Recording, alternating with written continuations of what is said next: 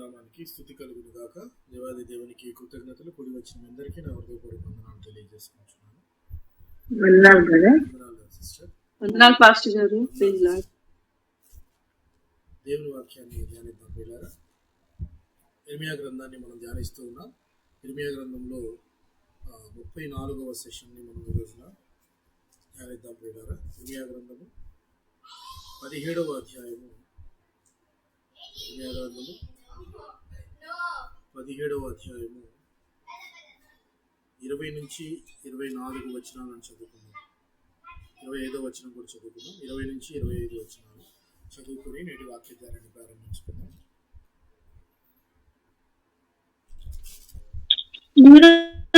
రాజులారా, యూదావారులారా, యెరూషలేము నివాసులారా, ఈ గుమ్మములో ప్రవేశించు సమస్తమైన వారులారా, యెహోవా మాట వినుడి.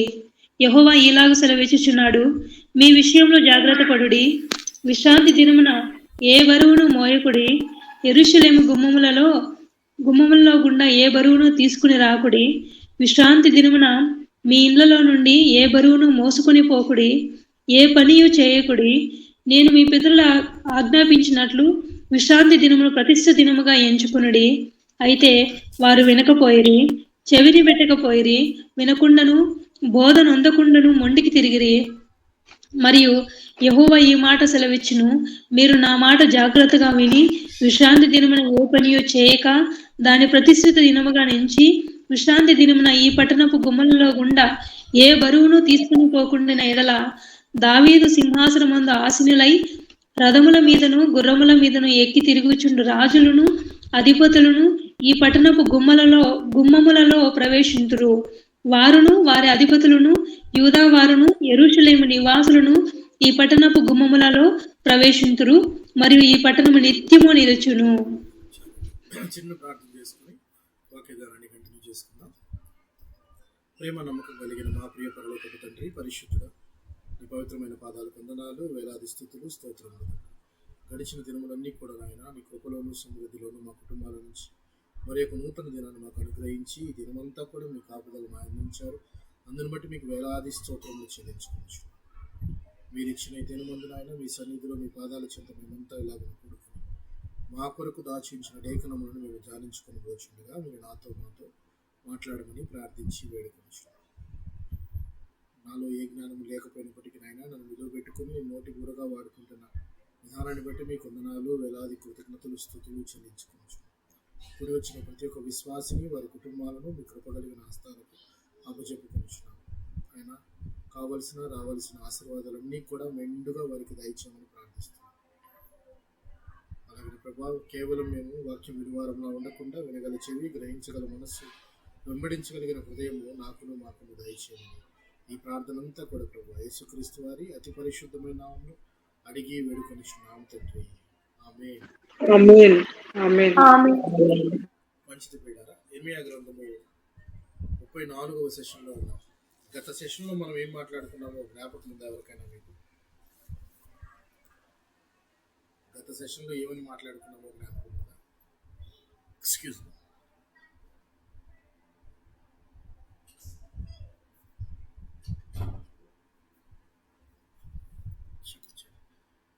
గత సెషన్లో మనం ఏం మాట్లాడుకున్నామో జ్ఞాపకం ఉందా పిల్లారా?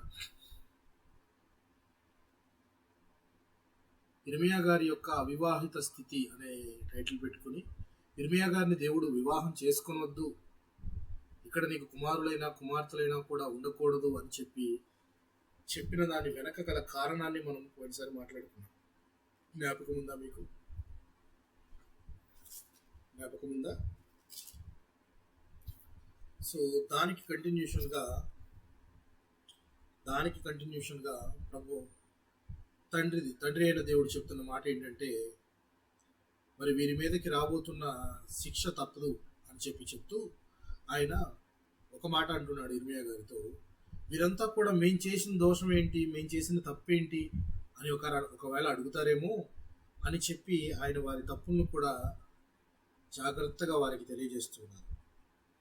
అదే 16వ అధ్యాయంలో మనం 11వ వచనాన్ని కనుక 10వ వచనాన్ని 11వ వచనాన్ని కనుక గమనించినట్లయితే,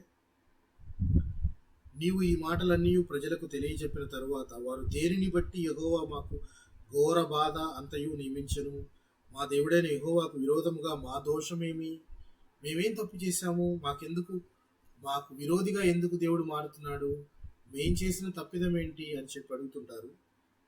అప్పుడు దేవుడు చెప్తున్న మాట, యెహోవా ఈ మాట సెలవిచ్చుచున్నాడు, మీ పితరులు నన్ను విడిచి అన్య దేవతలను అనుసరించి పూజించి వాటికి నమస్కారం చేయడం బట్టి కదా నా ధర్మశాస్త్రమును గైకొనక నన్ను విసర్జించిరి. ముందుగా నా ధర్మశాస్త్రాన్ని గైకొనక మీ పితరులంతా కూడా అన్య దేవతలను పూజిస్తూ వాటికి నమస్కరిస్తూ నన్ను విసర్జించారు. నేను చెప్తూనే వస్తున్నాను. పెందల కడనే లేచి అనేక మందిని పంపిస్తూ వచ్చాను నా సేవకులంతా కూడా ఎవ్వరూ మాట వినని, సేవకుల మాట ఎవ్వరూ కూడా వినకపోగా ధర్మశాస్త్రాన్ని ఉల్లంఘించారు, ప్రవక్తలని ఉల్లంఘించారు అనంటే ఆటోమేటిక్గా దేవుణ్ణి కూడా ఉల్లంఘించినట్టే, దేవుణ్ణి కూడా త్యజించినట్టే వీరంతా కూడా. అందుకే 17 అధ్యాయంలో 1వ వచనంలో దేవుడు అంటున్న మాట గమనిద్దాం. వారు చేసిన దోషం ఎంత గట్టిగా ఉంది అని చెప్పడానికి దేవుడు చెప్పిన మాట, వారి కుమారులు తాము కట్టిన బలిపీఠములను ప్రతి పచ్చని చెట్టు కిందనున్న దేవతా స్తంభములను జ్ఞాపకం చేసుకొనుచుండగా యూదా పాపము ఇనుప గంటముతో రాయబడి ఉన్నది, అది వజ్రపు మొనతో లిఖింపబడి ఉన్నది, అది వారి హృదయములనడి పలకల మీదను చెక్కబడి ఉన్నది. వారు చేసిన పాపము లేక దోషము, యూదా వారు చేసిన దోషము ఎలా ఉందట? యూదా పాపము ఇనప గంటముతో రాయబడి ఉన్నదట. జనరల్గా గంటముతో రాసినది, సిరాతో రాసినది పోతుందేమో, ఇక్కడ ఇనప గంటముతో రాయబడి ఉన్నది. వారు చేసిన దోషము ఒక మరకలాగా కనబడుతుంది, ఎప్పటికీ పోని దోషము వాళ్ళు చేశారు అని చెప్తూ దేవుడు ఈ మాటలు అంటూ యూదా వారికి కానీ నేటి మనకు కానీ ఆయన చెప్తున్న మాట ఏంటి అనంటే, నరులను ఆధారము చేసుకుని దేవుణ్ణి దూరంగా పెట్టేవారు శాపగ్రస్తులు అని చెప్తున్నాడు దేవుడు. ఎవరిని ఆధారంగా చేసుకొని? ఎవరిని ఆధారంగా చేసుకొని?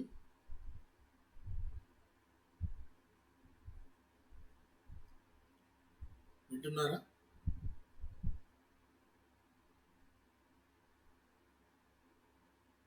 వినబడుతుందా? మాట వినబడుతుందా?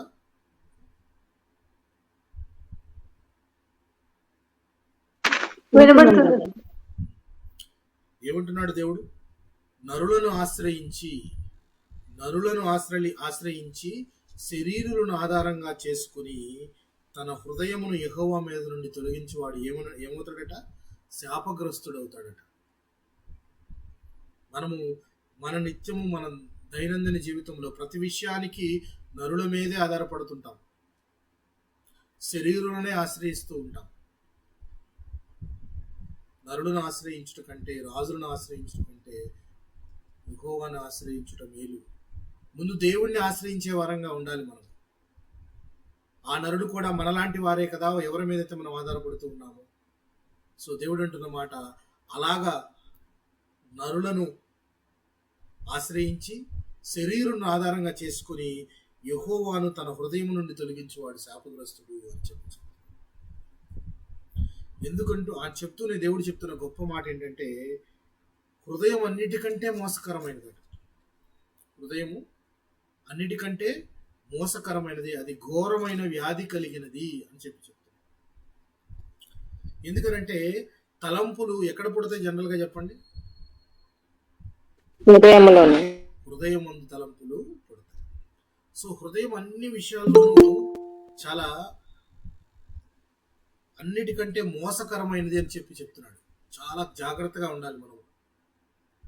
హృదయంలో దేన్ని ఉంచుకోవాలి, దేన్ని బయటికి పంపించాలి అనేది మనం జాగ్రత్తగా జడ్జ్ చేసుకోగలగాలి. ఆయన అంటున్న మాట 17వ అధ్యాయము 9వ వచనం కనుక గమనిస్తే, హృదయం అన్నిటికంటే మోసకరమైనది, అది ఘోరమైన వ్యాధి కలది, దాని గ్రహింపగలవాడెవడు? ఒకని ప్రవర్తనను బట్టి వాని క్రియల ఫలము చొప్పున ప్రతీకారం చేయుటకు యెహోవా అను నేను హృదయమును పరిశోధించువాడను, అంతరింద్రియములను పరీక్షించువాడను. హృదయాన్ని పరిశోధిస్తాడట ఆయన, అంతరింద్రియములను కూడా పరీక్షించువాడు అంటున్నాడు దేవుడు. అంటే హృదయాంతరంగాల్లో ఏముందో ఆయనకి తెలిసినప్పుడు దాన్ని పరిశోధించక మానుతాడు ఆయన?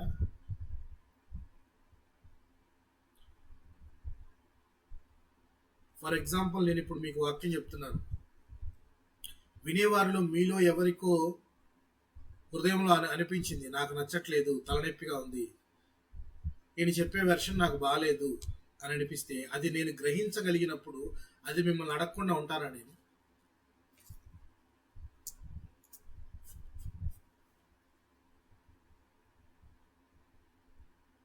అడుగుతారా? అడగనా?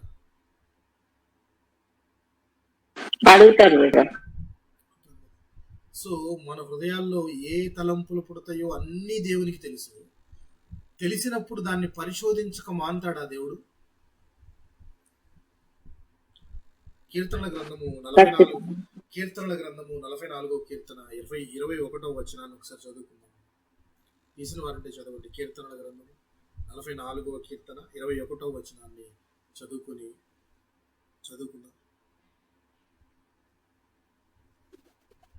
హృదయ రహస్యములు ఎరిగిన దేవుడు ఆ సంగతిని పరిశోధింపక మానునా? హృదయ రహస్యములను ఎరిగిన దేవుడు నిన్ను పరిశోధించక మానునా?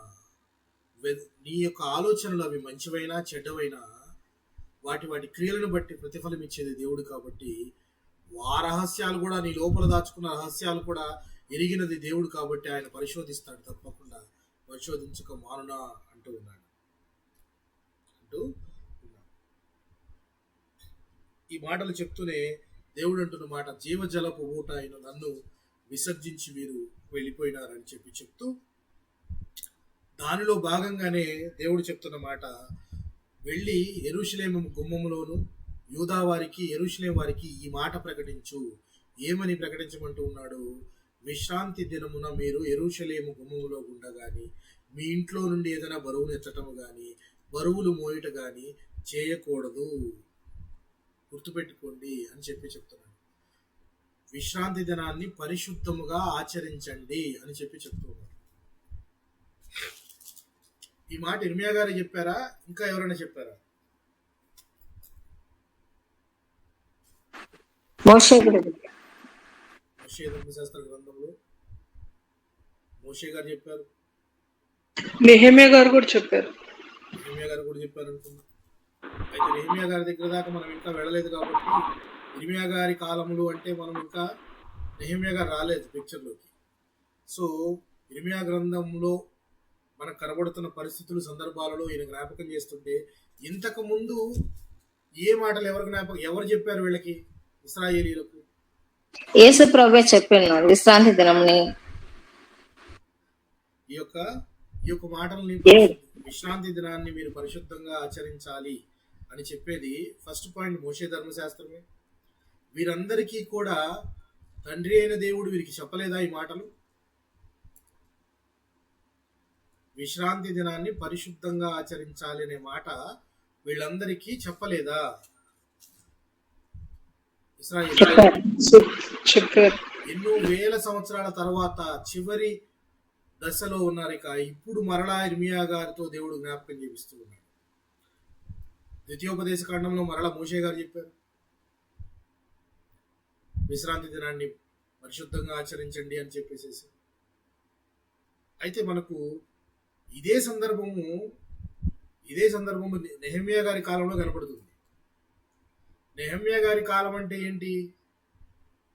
నెహెమ్యా గారి కాలం అంటే ఏంటి అని అంటే, తప్పు చేసి చెరకు వెళ్ళిపోయి మరలా ఆ శిక్షణను అనుభవించి మరలా తిరిగి వచ్చిన తర్వాత మరలా అదే తప్పు చేస్తున్నారని అర్థం.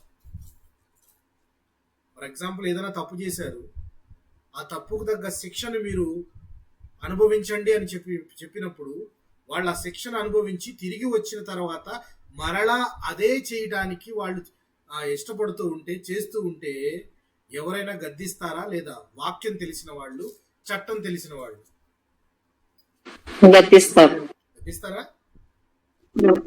వాక్యం తెలిసిన వాళ్ళు తప్పకుండా తప్పు అని చెప్తారు. లా తెలీదా నీకు? నీకు లా తెలీదా?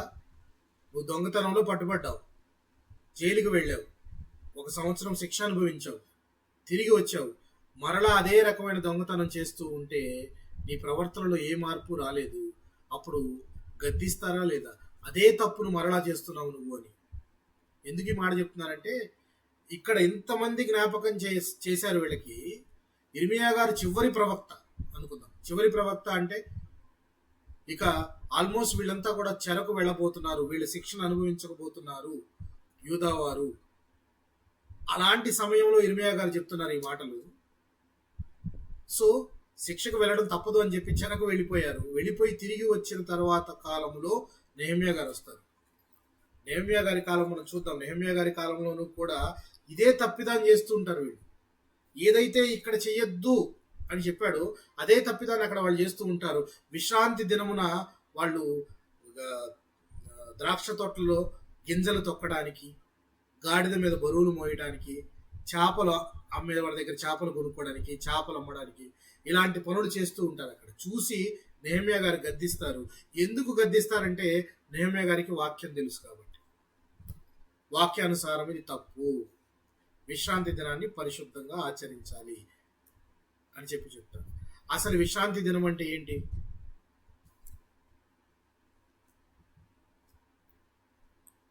విశ్రాంతి దినం అంటే ఏంటి? దేవుడు 6 దినములు సృష్టినంతా సృష్టించి 7వ దినమున ఆయన విశ్రయించినాడు కాబట్టి అది విశ్రాంతి దినముగా పాటించవచ్చు. దేవుడు సర్వలోకాన్ని సృష్టించి వారమంతా కూడా సృష్టించి 7వ దినమున ఆయన విశ్రాంతి తీసుకున్నాడు కాబట్టి ఇశ్రాయేలీలతో, పర్టికులర్గా ఇశ్రాయేలీలతో దేవుడు చెప్పిన మాట, మీరు 7వ దినాన ఏ పని చెయ్యొద్దు, రెస్ట్ తీసుకోండి, కంప్లీట్గా రెస్ట్ తీసుకోండి, 7వ దినమున రెస్ట్ తీసుకోండి అని చెప్పాడు. ఇది మనకి నిర్గమకాండము 20వ అధ్యాయము 8 నుంచి 11 వచనాలను కనుక మనం గమనిద్దాం. నిర్గమకాండము 20వ అధ్యాయము 8 నుంచి 11 వచనాలను గమనిద్దాం.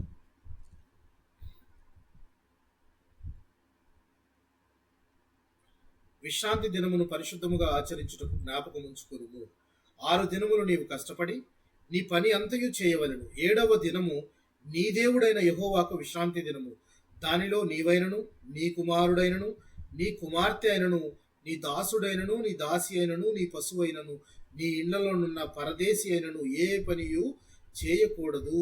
6 దినములలో యెహోవా ఆకాశమును, భూమిని, సముద్రమును, వాటిలోని సమస్తమును సృజించి 7వ దినమున విశ్రమించెను. అందుచేత యెహోవా విశ్రాంతి దినమును ఆశీర్వదించి దాన్ని పరిశుద్ధపరిచెను. సో 7వ దినము అనేది, విశ్రాంతి దినము అనేది ఒక హోలీడే.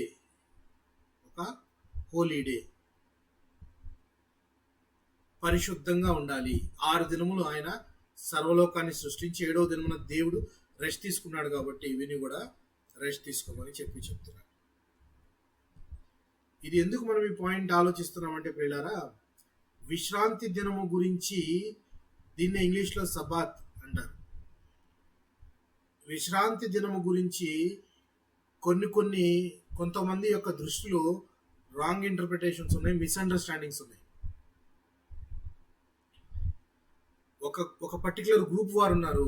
వాళ్ళు పర్టికులర్గా చెప్పేది ఏంటంటే ఈ విశ్రాంతి దినము రోజునే దేవుని యొక్క ఆరాధన కూడా చేయాలి, దేవుని యొక్క సంఘ కార్యక్రమాలన్నీ చేస్తూ, స్తుతిస్తూ, ఆరాధిస్తూ ఆ రోజున వాళ్ళ కార్యక్రమాలన్నీ చేసుకుంటారు. జనరల్గా మనం కూడుకునేది చర్చ్ కార్యక్రమాలకి ఆదివారం కూడుకుంటే, పర్టికులర్గా ఈ గ్రూప్ వారు మాత్రము ఆ డే అంటే శనివారం రోజున కూడుకొని వారి కార్యక్రమాలన్నీ జరిపి దేవుణ్ణి ఆరాధించే దినము చేస్తుంటారు. అంటే విశ్రాంతి దినము నే దేవుని ఆరాధనా దినము అని పాటిస్తూ ఉంటారు ఒక సంఘం, ఒక పర్టికులర్ గ్రూప్ వారు. తెలుసా మీకు ఇది? తెలుసా మీకు?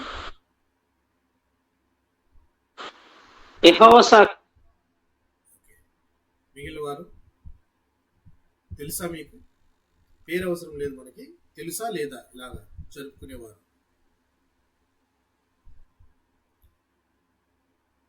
వింటున్నారా? అనితా సిస్టర్ వింటున్నారా మీరు?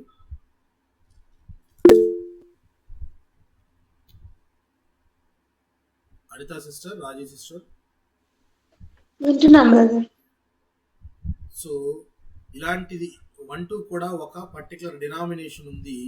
వాళ్ళు శనివారం రోజునే చర్చ్ కార్యక్రమాలన్నీ చేస్తుంటారు. దేవుని స్తుతులు, పాటలు, ఆరాధన అన్నీ కూడా ఆ రోజునే చేస్తూ ఉంటారు. అయితే ఇక్కడ మనము ఈ విశ్రాంతి దినానికి దాన్ని వాళ్ళు ఆచరిస్తూ ఉన్నారు. అయితే ఇంకా విశ్రాంతి దినాన్ని దేవుడు ఏం చేయమని చెప్పాడు, వీళ్ళు ఎందుకు ఇలా మలుచుకున్నారు అనేది కూడా మనం ఒకసారి క్లియర్గా ఆలోచిద్దాం. జనరల్గా విశ్రాంతి దినాన ఏ పని చేయకూడదు.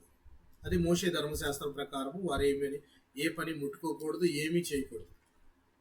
మీ జ్ఞాపకం ఉందో లేదో, అరణ్యంలో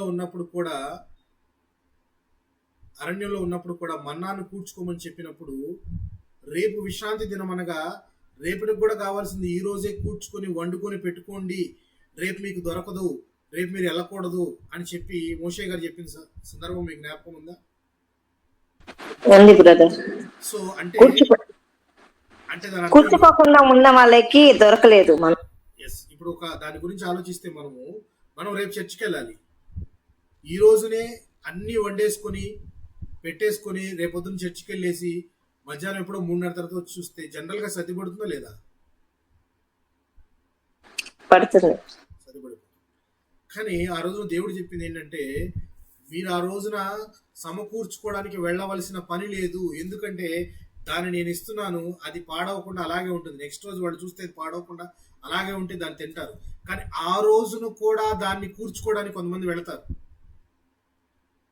మన్నాను కూర్చుకోవడానికి కొంతమంది వెళతారు. వెళితే వాళ్ళకి దొరకదు, అది. సో దేవుడు చెప్పిన మాట, విశ్రాంతి దినాన్ని మీరు పరిశుద్ధంగా ఆచరించాలి, ఆ రోజున ఏ పని చేయకూడదు అని చెప్పాడు. అయితే ఇది మనకి నిర్గమాకాండంలో కనపడుతుంది, అలాగే ద్వితీయోపదేశ కాండంలో కూడా కనపడుతుంది. ద్వితీయోపదేశ కాండం అనగానే ఈ మాటలు మోషే గారు చెప్పారు కాబట్టి మోషే గారు మరొకసారి వీళ్ళందరికీ జ్ఞాపకం చేస్తూ ఉంటారు, ఏమని, జాగ్రత్త మీరు ఇలా ఫాలో అవ్వండి అని చెప్పేసి. ఆ మాటను కూడా చూద్దాం. చూడండి, ద్వితీయోపదేశ కాండము 5వ అధ్యాయం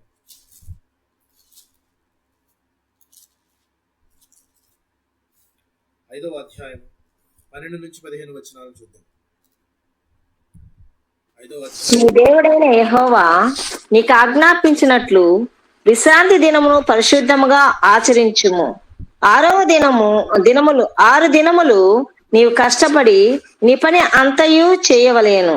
7వ దినము నీ దేవుడైన యెహోవాకు విశ్రాంతి దినము. దానిలో నీవైనను, నీ కుమారుడైనను, నీ కుమార్తె అయినను, నీ దాసుడైనను, నీ దాసి అయినను, నీ ఎద్దైనను, నీ గాడిదైనను, నీ పశువులలో ఏదైనను, నీ ఇంట్లోనున్న పరదేశి అయినను ఏ పని చెయ్యకూడదు. ఎందుకంటే నీ వలె నీ దాసుడును నీ దాసిను విశ్రమింపవలేను. నీవు ఐగుప్తు ఎందు. సో ఇక్కడున్న మాటలు మనము నిర్గమాకాండంలో చదువుకున్న మాటలు ఒకే రకంగా ఉన్నాయా, ఏమైనా తేడా ఉన్నాయా? సేమే కదా. నిర్గమాకాండం 20వ అధ్యాయంలో మనం చదువుకున్న మాటలు కానీ, ఇక్కడ మోషే గారు ద్వితీయోపదేశ కాండంలో చెప్తున్న మాటలు కానీ ఒకే రకంగా ఉన్నాయా, లేవా? ఏమైనా తేడా ఉందా? ఒకే రకంగా ఉన్నాయి. సేమ్ ఉన్నాయి, ఏం తేడా లేదు. అంటే విశ్రాంతి దినము రోజున మీరు ఏ పని చేయకూడదు. అది నువ్వు ఒక్కడవే కాదు, నీ ఇంట్లో ఉన్న ప్రతి వారు, నీ కుమారుడు, కుమార్తె, నీ దాసురాలు, నాటివెన్ మీ జంతువులు కూడా ఏ పని చేయకూడదు, ఏటికి వెళ్ళకూడదు అని చెప్పి ఆయన చెప్పిన మాట. అయితే మరి దేన్ని ఆలోచించి వీరు, ఒక డినామినేషన్ వారు, ఆ విశ్రాంతి దినాన్నే దేవునికి ఖాళీగా ఉంటాం కాబట్టి ఆ రోజున దేవునికి వర్షిప్ చేస్తున్నారు, దేవుని స్తుతిస్తున్నారు, పాటలు పాడుతున్నారు. చాలా సమయం ఉంటుంది కాబట్టి ఆ రోజున ఖాళీగా ఉన్నారు కాబట్టి ఆయన్ని పెట్టుకొని చేసుకుంటున్నారు. అయితే ఒక మాట చెప్పండి, మీరు పాత నిబంధన గ్రంథములో దేవునికి బలులు అర్పించుట, దేవుణ్ణి ఆరాధించుట ఇక్కడ ప్రత్యక్ష గుడారం దగ్గర కానీ మందిరం దగ్గర కానీ ప్రతిరోజు జరుగుతుండేయా, అప్పుడప్పుడు జరుగుతుండేయా?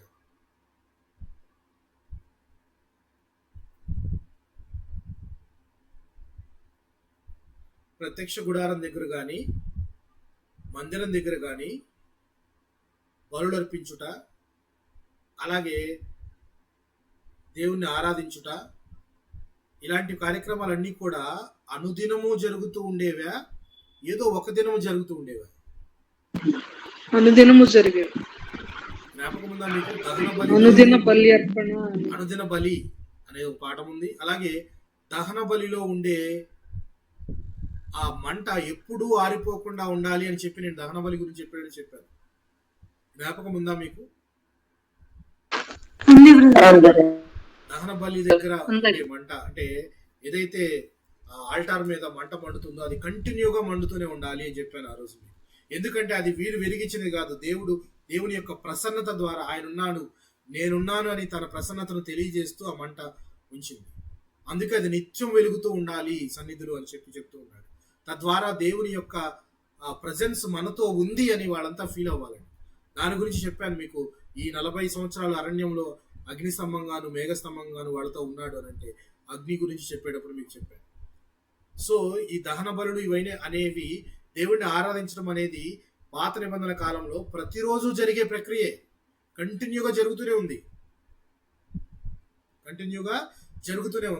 కానీ దేవుడు చెప్పిన మాట ఇక్కడ 6 దినములు నువ్వు పని చేస్తుంటావు కదా, నీ జీవనోపాధి నిమిత్తమైన పనులను, 7వ దినాన నువ్వు ప్రశాంతంగా ఉండాలి. తర్వాత దేవుడు కొన్ని నియామక కాలంలో పరిశుద్ధ సంఘంగా కూడా కూడుకోమన్నాడు. సాక్రెడ్ అసెంబ్లీ అని, అందరూ కూడుకోవాలి నియామక కాలాల్లో, పండుగ దినాల్లో అని చెప్పేసి చెప్పడము జరిగింది. అయితే ఈ యొక్క వీటి గురించి మనకు లేవి కాండంలోనూ ఉంటుంది, అలాగే సంఖ్యాకాండంలోనూ కూడా వీటిని మనం చూడొచ్చు. పరిశుద్ధ సంఘంగా కూడుకోండి, ఇవన్నీ చేసుకోండి.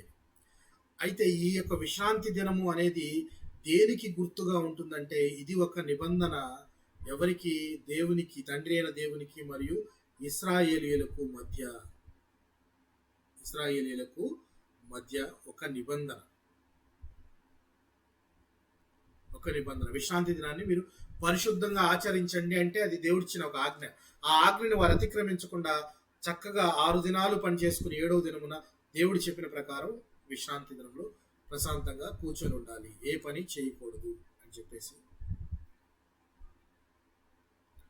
ఇక్కడ ఇంకోటండు, ఏ పని చేయకూడదు అనేది అలాంటప్పుడు దేవుని పని చేయడం మంచిదే కదా అనే ఆ వాదన కూడా ఉంది, దేవుణ్ణి ఆరాధించడం మంచిదే కదా అనే పాయింట్ కూడా ఉంది. అది ఆలోచించే ముందుగా మనము నూతన నిబంధన గ్రంథంలో యూదులైనా కానీ, అలాగే అన్యులైనా కానీ, లేక క్రైస్తవులని పిలువబడి అన్యులు వేరే వాళ్ళు క్రైస్తవులుగా మారిన వాళ్ళైనా కానీ, వాళ్ళంతా కూడా ఈ యొక్క విశ్రాంతి దినంలో ఏం చేసేవాళ్ళు?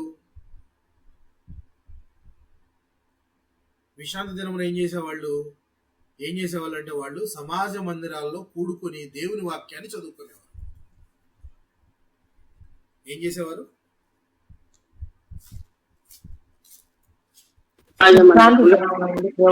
మందిరాల్లో కూడుకొని దేవుని వాక్యాన్ని చదువుకునేవారు. ప్రభువుని యేసుక్రీస్తు వారు కూడా బైబిల్ చదివారు అని చెప్పి అంతకుముందు చెప్పాను మీకు.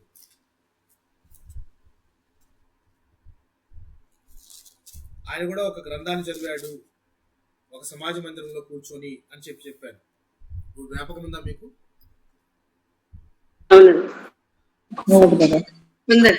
అది ఏ దినం? అది విశ్రాంతి దినమే. విశ్రాంతి దినమున సమాజ మందిరంలోనికి వెళ్ళి ఆయన ఒక గ్రంథాన్ని తీసి విప్పి చదివితే అది ఏ గ్రంథం? అది యెషయా గ్రంథాన్ని ఆయన తీసి చదువుతున్నాడు. అది ఏ దినము అనంటే విశ్రాంతి దినము.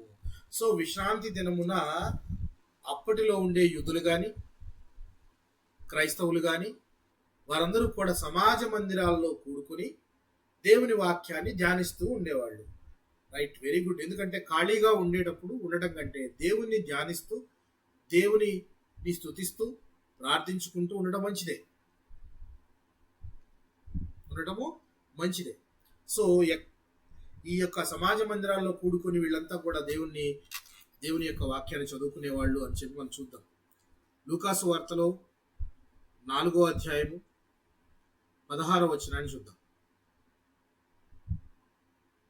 4వ అధ్యాయము 16వ వచనాన్ని గమనిద్దాం. తరువాత ఆయన తాను పెరిగిన నజరేతుకు వచ్చెను. తన వాడుక చొప్పున విశ్రాంతి దినమందు సమాజ మందిరంలోకి వెళ్ళి చదువుటకై నిలుచుండగా. ఇది ప్రభువైన క్రీస్తు వారి విషయంలో జరిగినది. 4వ అధ్యాయం 16వ వచనం. అలాగే మనం కొన్ని వచనాలు చూద్దాం. మార్కు సువార్త 6:2 వచనాలను చూద్దాం. మార్కు సువార్త 6వ అధ్యాయం 2వ వచనాన్ని గమనిద్దాం.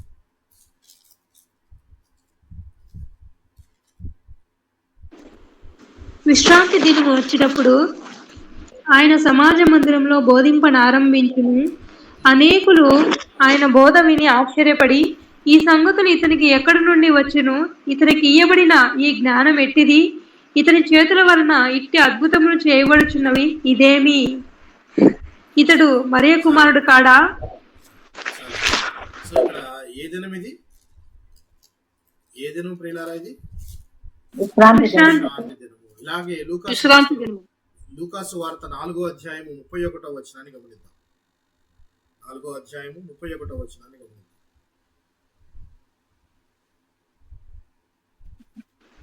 అప్పుడు ఆయన గలిలయలోని కపెర్నహూము పట్టణమునకు వచ్చి విశ్రాంతి దినమున వారికి బోధించుచుండెను. చూడండి. సో ఇక్కడ మనకు అర్థమైంది ఏంటంటే, నూతన నిబంధన గ్రంథం ప్రకారము విశ్రాంతి దినం రోజున వీరంతా సమాజ మందిరాల్లో కూర్చొని దేవుని వాక్యాన్ని ధ్యానిస్తూ మనలాగే వాక్యాన్ని వివరించుకుంటూ దాన్ని బోధించే వారు ఎవరైనా ఉంటే ఆ బోధనలో వాళ్ళంతా కూడా టైం స్పెండ్ చేస్తూ ఉన్నారు అని చెప్పి మనకు అర్థమైంది. అపోస్తుల కార్యముల గ్రంథంలో కూడా చూద్దాం మనం. అపోస్తుల కార్యముల గ్రంథము 13వ అధ్యాయం 14వ వచనాన్ని గమనిద్దాం.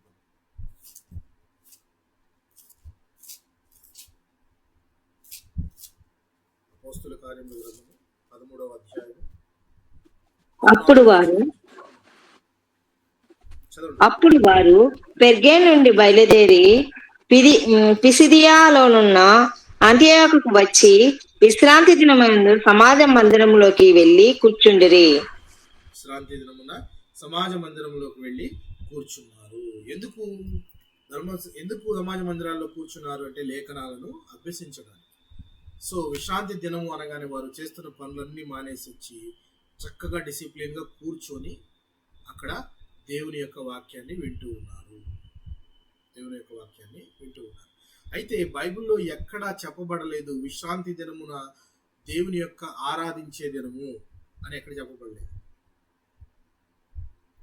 దేవుణ్ణి ఆరాధించే దినము అంటే డే ఆఫ్ వర్షిప్ అనేది కూడా ఈ రోజుల్లో మనము వేరు ఉంటుంది. అంటే రొట్టె విరుస్తాం. అది దేనికి సూచనగా విరుస్తాం మనం చెప్పండి? ప్రభు శరీరమునకు సూచనగా. ఆదివారం రోజున రొట్టె విరుస్తాము. జనరల్ గా ఇప్పుడు ఆదివారం రోజు సంఘం కూడుకొని డే ఆఫ్ వర్షిప్ అంటారు. దేవుణ్ణి ఆరాధిస్తూ రొట్టె విరిచి మనం అందులో పాలు పంపులు పొందుతాము. అది ఆరాధన దేనికి అని అంటే అది క్రీస్తు పునరుత్థాన దినము కాబట్టి అది జ్ఞాపకం చేసుకుంటూ మనము దాన్ని నిర్వహిస్తాం. జనరల్ గా చాలా మంది దగ్గర జరిగేది, చాలా మంది దగ్గర చాలా చోట్ల జరిగే ప్రక్రియ ఏంటంటే ఆదివారం రోజున చాలా మంది కూడుకొని దేవుణ్ణి స్తుతిస్తూ దేవుని యొక్క శరీరము మన కొరకు విరవబడిందని జ్ఞాపకం చేసుకుంటూ ఆ రొట్టెను తీసుకొని ఆయన మన కొరకు పడిన యాత్రని మొత్తాన్ని మనం జ్ఞాపకం చేసుకుంటూ ఉంటాం. అది సో ఇప్పుడు చర్చ్ సంఘము అనేది మోషే ధర్మశాస్త్రం క్రింద ఉన్నదా లేదా?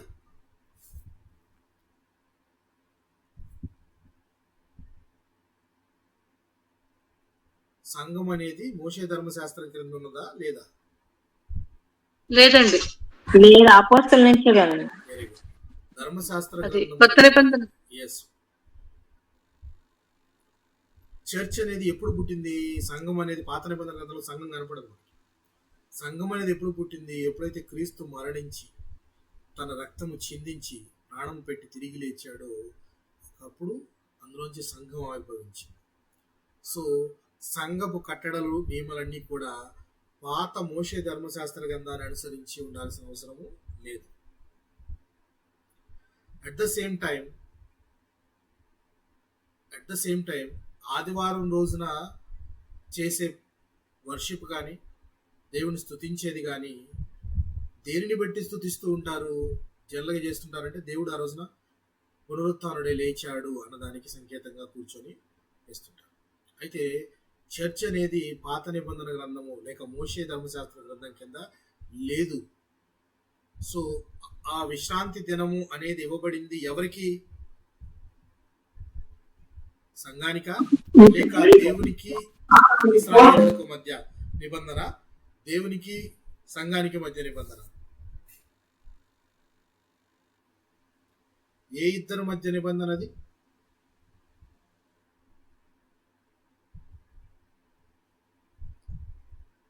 విశ్రాంతి దినము అనేది దేవునికి ఇశ్రాయేలీలకు మధ్య నిబంధన లేక దేవునికి సంఘానికి మధ్య నిబంధన?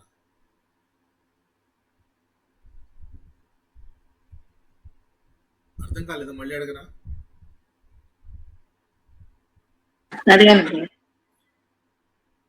విశ్రాంతి దినము అనేది ఇదొక నిబంధన అని చెప్పాను. అది ఏ ఇద్దరి మధ్య నిబంధన? దేవునికి ఇశ్రాయేలీలకు మధ్య నిబంధన, దేవునికి సంఘానికి, ఇప్పుడు మనం పాటిస్తున్న సంఘం దేవునికి ఇజ్రాయెల్ ప్రజలకి నిబంధన. క్లియర్ కదా అది? సో ఇప్పుడు మనం ఆ పాటిస్తున్న సంఘం ఏదైతే ఉన్నదో క్రీస్తును అనుసరించి నడుస్తున్నది. అంటే క్రీస్తు ప్రాణం పెట్టి తిరిగి లేచినప్పుడు దాన్ని బట్టి సంఘం నడుస్తుంది. అయితే క్రీస్తు వారికి కూడా ఈ యొక్క క్వశ్చన్ ఎదురవుతుంది. అప్పుడు యేసుక్రీస్తు వారు అన్న మాట ఏంటి? మనుష్యుడి కొరకు విశ్రాంతి దినమా, విశ్రాంతి దినము కొరకు మనుష్యుడా?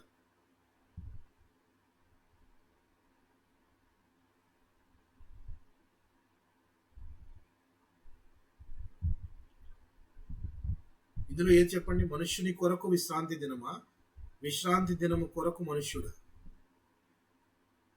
విశ్రాంతి కొరకు మనుషుడు. మనుష్యుడి కొరకు విశ్రాంతి దినము. మనుషులు 6 దినములు కష్టపడితే వారి కొరకు ఏర్పాటు చేయబడింది. విశ్రాంతి దినం కొరకు మనుషుని ఏర్పాటు చేయలేదు, మనుషుల కొరకు ఏర్పాటు చేయబడింది. అది వారి విశ్రాంతి కొరకు. అయితే ప్రభు అయిన క్రీస్తు దీన్ని ఆచరించడం అనేది కరెక్ట్ అంటారా, లేదా ఆయన ఆచరించకపోవటము రాంగ్ అంటారా?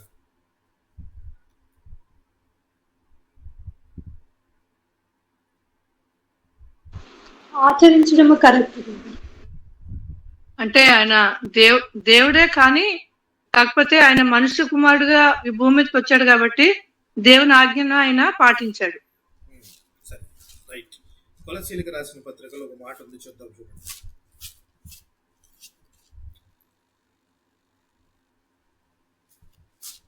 పౌలు కొలస్సీలకు రాసిన పత్రిక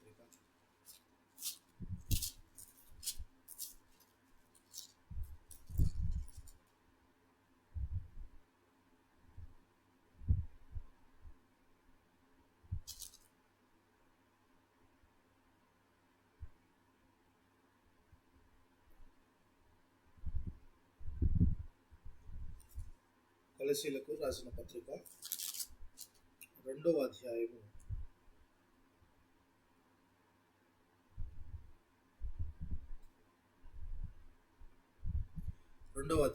16, 17, 18 వచనాలు గమనిద్దాం. కాబట్టి అన్న పుణ్యముల విషయంలోనైనను పండగ అమావాసుల విశ్రాంతి దినము అను వాటి విషయంలోనైనను మీకు తీర్పు తీర్చనివనికి అవకాశం ఇవ్వకుడి. ఇవి రాబో వాటి ఛాయలే గాని నిజ స్వరూపము క్రీస్తులో ఉన్నది. నిజ స్వరూపము క్రీస్తులో ఉన్నది. ఇవన్నీ కూడా రాబో వాటికి ఛాయ, అంటే క్రీస్తు కొరకు. సో క్రీస్తే ఒక రకంగా విశ్రాంతి దినానికి ఏమై ఉన్నాడు? ఆయన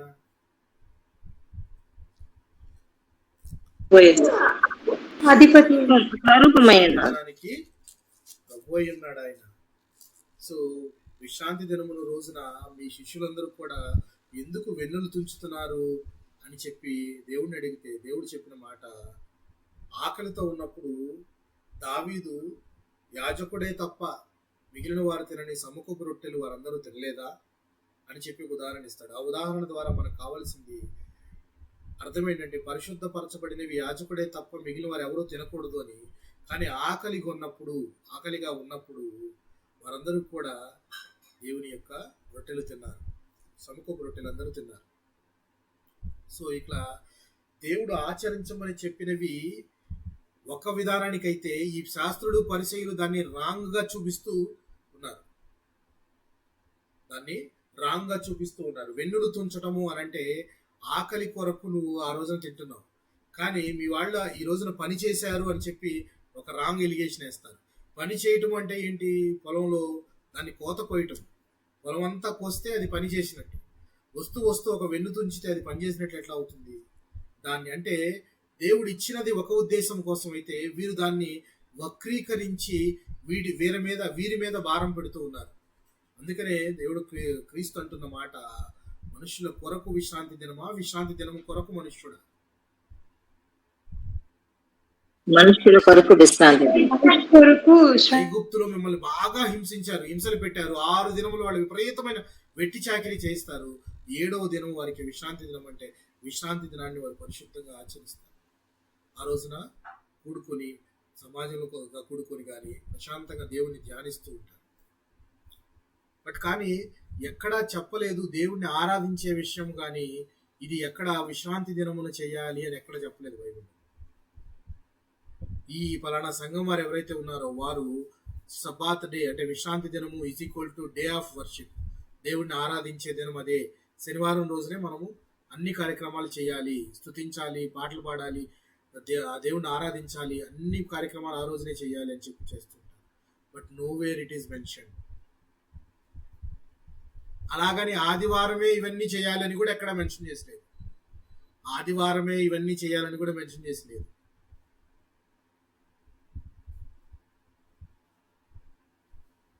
ఆదివారం దేని నిమిత్తం మనం చేస్తున్నామంటే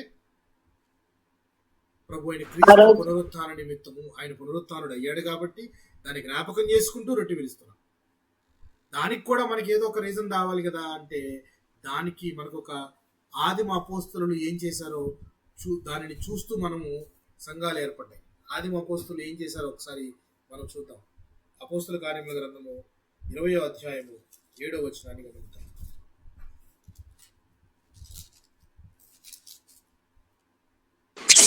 ఆదివారంన మేము రొట్టె విరుచుటకు కూడినప్పుడు పౌలు మరునాడు వెళ్ళనయ్యుండి వారితో ప్రసంగించుచు అర్ధరాత్రి వరకు విస్తరించి మాట్లాడుచుండెను. ఆదివారమున మేము రొట్టె విరుచుటకు కూడినప్పుడు ఎవరు చెప్తున్నారు ఇది?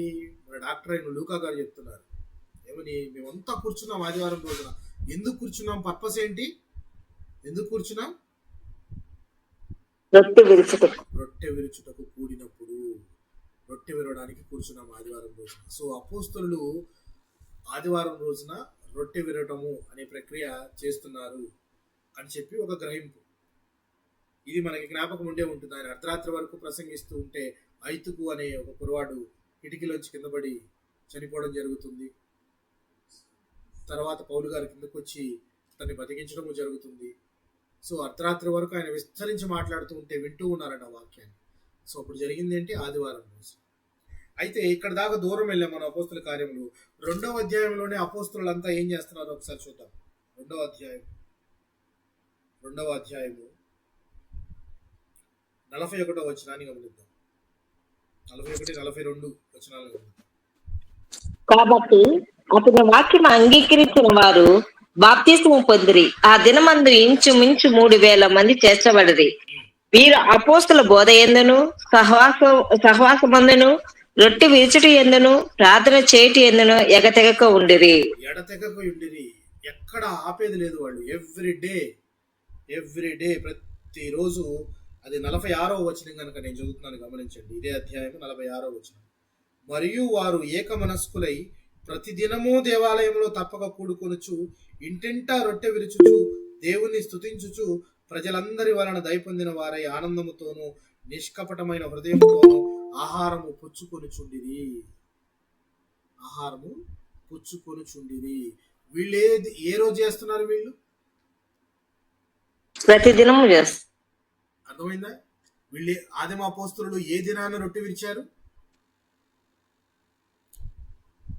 ఆదిమ అపోస్తలులు ప్రతిదినము ప్రతిదినము రొట్టె విరిచారు. ప్రతిదినము దేవాలయంలో కూడుకున్నారు, ప్రతిదినము సహవాసం అందున్నారు, ప్రతిదినము బోధ యందున్నారు, ప్రతిదినము వారంతా ఏక మనస్కులై ఒకరిని గురించి ఒకరికి చింతపడుతూ ఒకరి సమస్యలను ఒకరు తెలుసుకుంటూ వారి కొరకు ప్రార్థిస్తూ ఉన్నారట. ఎంత గొప్ప విషయమో చూడండి. ఇప్పుడు ఈ పాయింట్ తీసుకుంటే మనము ఏ దినము చర్చికి వెళ్ళి దేవుణ్ణి స్తుతించినా ఆరాధించినా తప్పు లేదు అనే మాట క్లియరా? అవునా కాదా? క్లియర్ అండి, క్లియర్. ఎందుకంటే రోజు వెళ్ళి దేవుని సన్నిధిలో ఉండాలి, రోజు చేయడం తప్పేం లేదు, కానీ విశ్రాంతి దినం రోజునే చెయ్యాలి అనే పాయింట్ క్లియర్ అయిందా లేదా? ఆ దినమే చెయ్యాలి అనే దానికి మనము విశ్రాంతి దినము కింద మనము లేము. విశ్రాంతి దినము అనే ధర్మశాస్త్ర గ్రంథం కింద సంఘము లేదు అనే పాయింట్ క్లియర్ అయిందా లేదా? క్లియర్. సో ఇప్పుడు ఆ విశ్రాంతి దినాన్నే దేవుణ్ణి ఆరాధించాలి, దేవుని యొక్క ఆ రొట్టెలో పాలుపంపులు పొందాలి అనే పాయింట్ మనకు పక్కన పెట్టేస్తే సంఘం ఈ రోజున దాని కింద లేదు. ఆదిమ అపోస్తలులు అయితే అనుదినము రొట్టె విరిచారట, అనుదినము దేవాలయాల్లో కూడుకున్నారట. అలాగే ఇక్కడ పౌలు గారు మనము చూసిన ప్రకారము అక్కడ ఆ ప్రాంతంలో వారు ఆదివారం రోజున మేము కూడుకొనినప్పుడు, రొట్టె విరుచుటకు మేము కూడుకొనినప్పుడు, అప్పుడు ఆ ఇన్సిడెంట్ ఆయన జరిగింది అని చెప్పి మనం చదువుకున్నాం. సో జనరల్ గా మనం ఏంటంటే ఆదిమ అపోస్తలులు చేసిన వాటిని చూస్తూ సంఘాలు ఎదిగినాయి కాబట్టి మాక్సిమం సంఘాలన్నీ కూడా పౌలు గారు నియమిస్తూ అలాగే మిగిలిన అపోస్తలులంతా నియమిస్తూ వస్తున్నారు కాబట్టి వాళ్ళు చేసినది ఏంటయ్యా అంటే సంఘాలుగా ఆ రోజుల్లో చర్చి లేవు. గమనించారా? ఇంటింటా కూడుకున్నారు అని ఉంది. అంటే ఏంటి? అప్పుడు ఇంట్లోనే సంఘాలు ఉండే, ఇళ్లలోనే సంఘాలు ఉండే. చర్చ్ కంటూ ఒక సపరేట్ బిల్డింగ్ ఉండేది కదా. ఎందుకు ఉండేది కాదు అనంటే రోమన్ ప్రభుత్వము అన్ని చోట్ల ఒక ప్రత్యేకంగా ఉంటే యాక్సెప్ట్ చేసేవాళ్ళు కూడా కాదు. వాక్యం ప్రతి చోట ప్రకటించబడుతుంటే వాళ్ళు ఒప్పుకునేవాళ్ళు కూడా కాదు. అందుకనే వీళ్ళు వెళ్తే సమాజ మందిరము అనంటే అది యూదులు ఉండే ప్రాంతంలో కట్టుకున్న సమాజ మందిరం. అందుకని యూదులు వాళ్ళు ఏం చేసుకున్నా కానీ వీళ్ళేమి రోమన్లు అడ్డు పెట్టరు. కానీ రోమన్లో ఉండే ప్రాంతంలోకి వచ్చి నువ్వు ఒక చర్చి పెట్టి నువ్వు మాటలు చెప్తున్నావు అంటే ఒప్పుకుంటారా రోమీలు?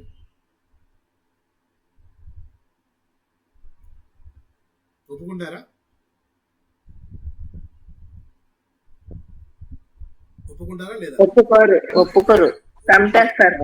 ఇప్పుడు మీరు ఆలోచించండి, మన చర్చెస్ కానీ సంఘాలు కానీ ఏవైనా సంఘాలన్నీ కూడా క్రైస్తవ గృహాలు ఉండే మధ్యలో ఉంటాయా, లేక అన్యులు ఉండే వాటి మధ్యలో చర్చెస్ ఉంటాయా? క్రైస్తవుల మధ్యలో ఉంటుంది. సో ఒక సెపరేట్ గా క్రైస్తవులు అనే వాళ్ళంతా కూడా ఒక చోట ఉంటే అక్కడ సంఘాలు ఉంటాయి, అక్కడ చర్చెస్ ఉంటాయి. ఎందుకంటే అంగీకరింపబడిన వారంతా కూడా అక్కడ ఉంటారు అని చెప్పేసి. సో అయితే ఇక్కడ కూడా ఏంటంటే ఆదిమ అపోస్తలులు ఆ టైంలో సంఘాలుగా ఇంకా వృద్ధి పొందినప్పుడు ఇంటింటా కూడుకునేవారు, ఇంట్లోనే సంఘాలు ఉండేవి, ఇంటింటా రొట్టె విరిచేవారు, ప్రార్థనలో ఎడతెగకుండేవారు, సహవాసంలో ఎడతెగకుండేవాళ్ళు. సో ఇవన్నీ కూడా వాళ్ళు ఎడతెగక చేస్తూ ఉండేవాళ్ళు. ఇప్పుడు మనమైతే ఆదివారం రోజున చర్చికి వెళ్తున్నాం, దేవుణ్ణి స్తుతిస్తున్నాం, ఆరాధనలో పాలుపంపులు పొందుతున్నాం, వస్తున్నాం.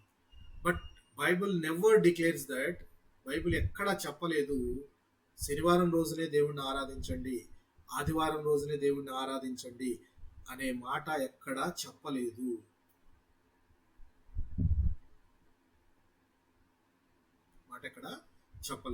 అయితే ఆదివారం రోజునే ఎందుకు అనే పాయింట్ వచ్చినప్పుడు జనరల్ గా మనం తీసుకునేది ఆదిమ అపోస్తలులు ఎలా చేశారు అన్నది ఒక పాయింట్ మనకు అర్థమవుతుంది. కాబట్టి పౌలు గారు ఆ రోజుల్లో కనబడ్డారు, ఆయన చూసి మనం చేస్తున్నాం.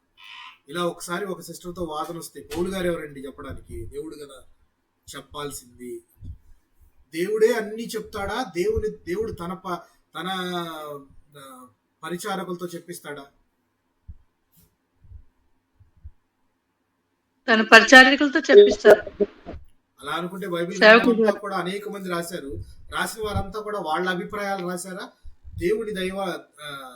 దేవుని యొక్క అంగీకారంతో, ఆయన యాక్సెప్టెన్స్ తో రాశారా? దేవుని చెప్పిందే రాశారు. అంతే కదా. సో అలా చెప్పినప్పుడు పౌలు గారు ఎవరండి ఆయన చేసినప్పుడు మనం చేయడానికి అని అంటే? అందుకే బైబిల్ ఏమంటుందంటే, ఒకరి దృష్టికి ఒక దినము మంచిది, ఒకరి దృష్టికి ఒక దినము చెడ్డది అన్నట్టుగా ఫీల్ అవుతూ ఉంటారు. కానీ దేవుడు సృష్టించిన ప్రతి దినము మంచిదేనా కాదా? మంచిదేనా? ప్రతిదినం మంచిది. మంగళవారం మంచిది కాదంటారు కదండి.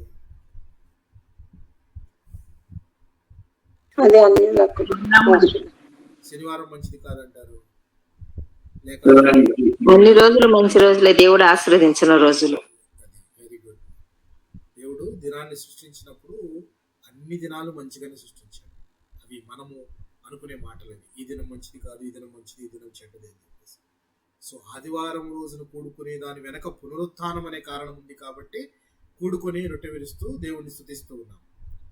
ఆ రోజునే మనకి సమయం కూడా, సెలవు కూడా ఉంటుంది కాబట్టి మనము చర్చిలో చేయవలసినవన్నీ కూడా ఆర్గనైజ్డ్గా చేయడానికి ఆ దినం మనకి సరిపోతుంది కాబట్టి అది పెట్టుకున్నాం.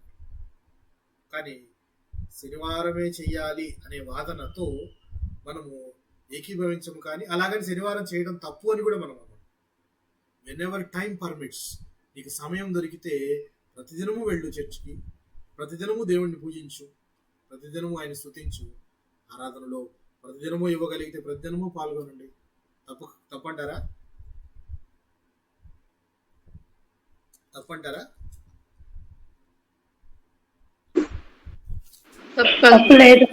సో రోమాపత్రికలో మాట ఉంది, మనం అందాక అనుకున్న మాట చూద్దాం. రోమాపత్రిక 14వ అధ్యాయం 5-6 వచనాలను చూద్దాం.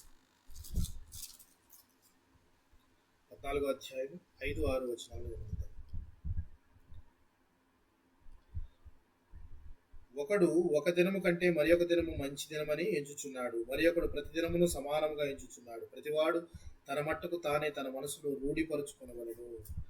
దినమును లక్ష్య పెట్టువాడు ప్రభువు కోసమే లక్ష్య పెట్టుచున్నాడు. తినువాడు దేవునికి కృతజ్ఞతాస్తుతులు చెల్లించుచున్నాడు కనుక ప్రభువు కోసమే తినుచున్నాడు. సో ఏ దినము మంచిది, ఏ దినము చెడ్డది అనేది కాదు, కానీ so what ever the day feel you like అన్నట్లు. సో అయితే మనం ఈ మాట ఎందుకు చెప్పుకున్నామంటే, విశ్రాంతి దినం గురించి మాట్లాడుతూ చెప్పుకుంటూ ఉన్నాం. ఇర్మియా గారు చెప్తున్న మాటలు ఏంటి అంటే, దేవుడు ఇర్మియా గారితో చెప్తున్న మాటలు, విశ్రాంతి దినాన్ని మీరు అలక్ష్యం చేయొద్దు, పరిశుద్ధంగా ఉండండి, it is a holy day, పవిత్రముగా ఉండండి, దాన్ని మీరు బ్రేక్ చేయొద్దు ఎక్కడా అని చెప్తున్నాడు. ఇదే మాట మనం ఇందాక అనుకున్నాం, నెహెమ్యా గ్రంథంలో కూడా ఉంది అని. సో నెహెమ్యా గ్రంథంలో కూడా ఆ మాటను చూద్దాం. నెహెమ్యా గ్రంథంలో ఉన్న వాళ్ళంతా ఎవరు?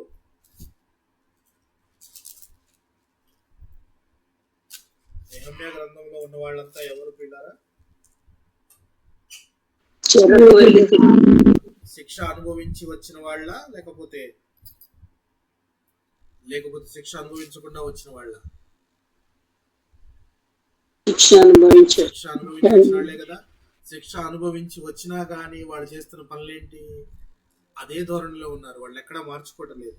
చూడండి, నెహెమ్యా గ్రంథం 13వ అధ్యాయము 15-16 వచనాలు కనుక మనం గమనించినట్లయితే, ఇందులో కూడా వీళ్ళు ద్రాక్ష తొట్లు తొక్కడానికి, అలాగే గింజలను తొట్టులో పోయటానికి, గాడిద మీద బరువులు మోయటానికి, ద్రాక్ష రసములు, ద్రాక్ష పండ్లు, అంజూరు పండ్లు, నానా విధములైన బరువులను విశ్రాంతి దినమున యెరూషలేములోకి తీసుకుని వచ్చుటకు చూచి, ఇవన్నీ చూచి వాక్యం తెలిసిన వాడిగా ఈయన నెహెమ్యా గారు గద్దించారు. మీకు తెలీదా, మీ పితరులు కూడా ఇలాగే విశ్రాంతి దినాన్ని సరిగా ఆచరించకుండా తప్పు చేశారు కాబట్టి శిక్ష అనుభవించారు, మీరు మరలా అదే దారిలో వెళుతున్నారు అని చెప్పి ఆయన వారిని గద్దిస్తున్నాడు. అక్కడున్న ప్రధానాన్ని ఎదురాడి విశ్రాంతి దినంలో నిర్లక్ష్య పెట్టి మీరు ఎందుకు ఈ దుష్కార్యం చేస్తున్నారు అని చెప్పి చెప్తున్నాడు. అయితే ఇందులో తూరు దేశస్థులు కాపురం ఉండి యెరూషలేములోను విశ్రాంతి దినంలో యూదులకును చేపలు మొదలైన నానావిధ వస్తువులు తెచ్చి అమ్ముచుండిరి. వాడు తూరు దేశస్థుడు కాబట్టి, తూరు దేశస్థుడు అని అంటే వాడు ధర్మశాస్త్ర గ్రంథం కింద ఉండేవాడు కాదు, వాడికి అనవసరం, వాడు క్రైస్తవుడు కాదు, వాడికి ఆదివారం అనవసరము. వాడేం చేస్తాడు, ఆదివారం రోజు కూడా చర్చి ముందు నుంచోనో చర్చికి దగ్గరలో నుంచోనో అన్ని పెట్టుకొని అమ్ముతూ ఉంటాడు, కొనండ్రా బాబు అని చెప్పేసి. ఇక్కడ వీళ్ళు కూడా తూరు దేశస్తులు కూడా తూరు సీదోనీయులు బయలుదేవతలను పూజించేవారు. వారికి అనవసరం, వారికి విశ్రాంతి దినం ఉందా లేదా అనేది మనకు తెలియదు, వాళ్ళకి తెలియదు దాని యొక్క ప్రాముఖ్యత. కానీ ఇశ్రాయేలీయులకు మీకు తెలుసుగా, ప్రధానులైన వాళ్ళు మీకు తెలీదా? సో దాన్ని బట్టి మనం ఆలోచించుకుంటే క్రైస్తవులు కాని వారికి, క్రైస్తవులని పిలువబడే మనకు పునరుత్థాన దినము గురించి తెలుసా తెలీదా? మనకి పునరుత్థాన దినం గురించి తెలుసా? పునరుత్థాన దినం గురించి మనకు తెలుసా? తెలుసు కదా. మరి దాని ఆవశ్యకత తెలిసినప్పుడు మనము ఎడతెగక దేవుని ఆరాధనలోను దేవుని స్తుతించడంలోను ఎప్పుడు మనము విధిగా చేయాలి, మిస్ కాకూడదు. ఎప్పుడైనా మనం ఆదివారము మిస్ అయితే ఇక అది అనుకోని పరిస్థితులు తప్పితే కాదు, కానీ దేవుని యొక్క శరీరంలో మనం విధిగా పాలు పంపులు పొందాలి. వారికి ఎలాగ విశ్రాంతి దినమును అశ్రద్ధ చేయొద్దని చెప్పాడు, ఇక్కడ దేవుడు మనకి చెప్పకనే చెప్తున్నాడు. అది ఆయన శరీరము రక్తము, జ్ఞాపకం చేసుకోండి. అదిగాక ఆయన ఆరోహణమై వెళుతూ తిరిగి వచ్చే వరకు ఇది విధిగా చేయండి అని అంటే అది మీరు తూచా తప్పకుండా చేయండి అని. ఎంతమంది మనం దాన్ని నిర్లక్ష్య పెట్టకుండా దాన్ని కంటిన్యూగా చేస్తున్నాము మనము జ్ఞాపకం పెట్టుకోవాలి. ఇక్కడ ఇర్మియా గారు వారికి వాళ్ళ తప్పిదములను, వాళ్ళ పితరులు చేసిన తప్పిదములను ఆయన జ్ఞాపకం చేస్తూ ఉన్నాడు. ఇలాగ మీరు విశ్రాంతి దినాన్ని నిర్లక్ష్య పెట్టకుండా ఉండినట్లయితే మీ రాజ్యం మీకుంటుంది, మీ సింహాసనం మీకుంటుంది, మరలా మీరు ఇక్కడికి వచ్చి ఎంతో చక్కగా మీ రాజ్యాన్ని మీరు పరిపాలించుకుంటారు అని చెప్పి ఇర్మియా గారు వాళ్ళతో చెప్తూ ఉన్నాడు.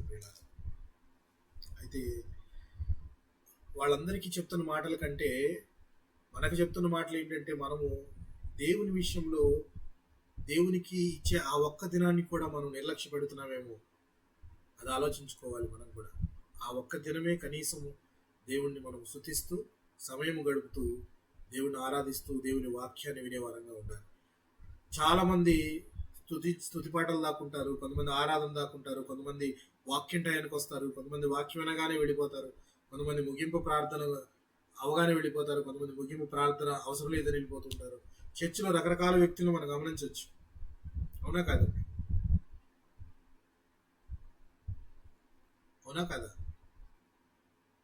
అవును కదా. ఇలాంటి వ్యక్తులందరినీ గమనించవచ్చు. కనీసం మనము మన సమయాన్నన్నా ఇవ్వలేకపోతే ఎట్లా దేవుడికి? మనము ఆ 2 గంటల సమయం 3 గంటల సమయం దేవునిది అని మీరు డిసైడ్ చేసుకున్నప్పుడు మధ్యలో ఎందుకు పరిగెడుతున్నారు? మధ్యలో ఎందుకు వెళ్ళిపోతున్నారు? అది అయిపోయేదాకా పూర్తిగా ఉండి దేవుని సన్నిధి అంటే దేవుడు ఉన్నాడనే కదా ఫీలింగ్. లేదా చర్చ్లో మీరు కూర్చొని పాడుతున్నప్పుడు దేవుని సన్నిధి మన దగ్గర ఉంది, మనతో ఉన్నది అనే ఫీలింగ్ ఉంటుందా, ఉండదా?